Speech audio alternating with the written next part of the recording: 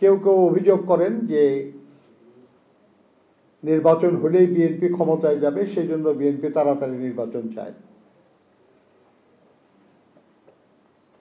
দেশের সবচেয়ে জনপ্রিয় রাজনৈতিক দল হিসাবে অবশ্যই বিএনপির রাষ্ট্র পরিচালনার দায়িত্ব পাওয়ার সম্ভাবনা আছে, উজ্জ্বল সম্ভাবনা আছে, কিন্তু সেই কারণে আমরা নির্বাচন চাই নাই।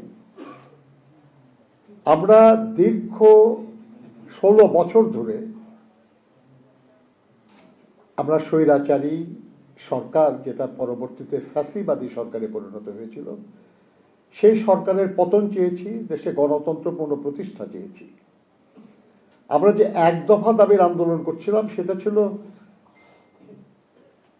ফ্যাসিস্ট সরকারের পতন এবং নির্দলীয় নিরপেক্ষ সরকারের অধীনে জাতীয় সংসদের নির্বাচন।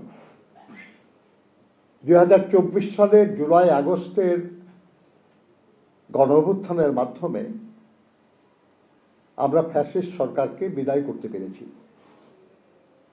কিন্তু দেশে গণতন্ত্র পুনঃপ্রতিষ্ঠা হয় নাই। গণতন্ত্র পুনঃপ্রতিষ্ঠা শুধুই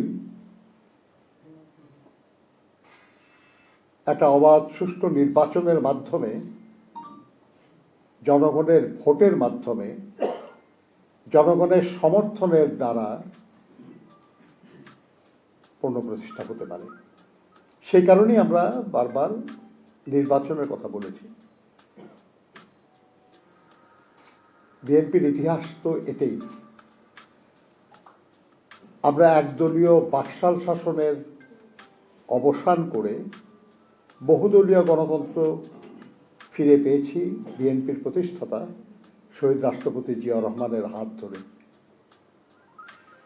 এরপরে এরশাদের সামরিক স্বৈর শাসন, সেটার বিরুদ্ধে অবিরাম লড়াই করে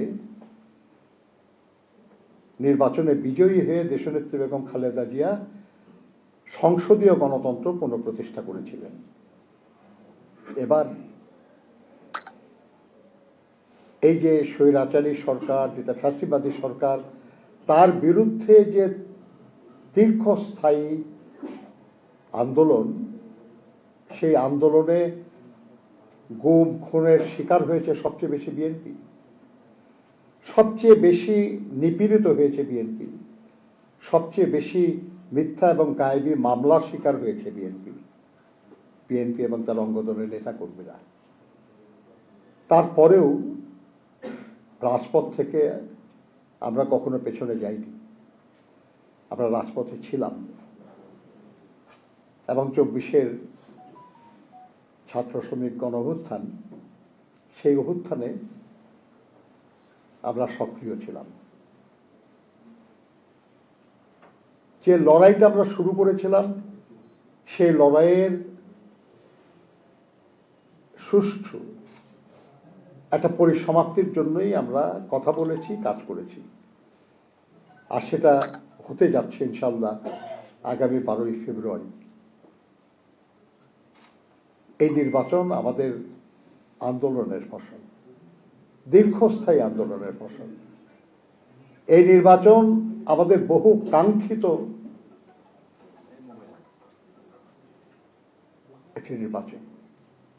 বাংলাদেশের মানুষ বহু বছর ভোট দিতে পারে নাই, পছন্দের প্রার্থী নির্বাচিত করতে পারে নাই। আমরা আশা করছি যে এবার জনগণ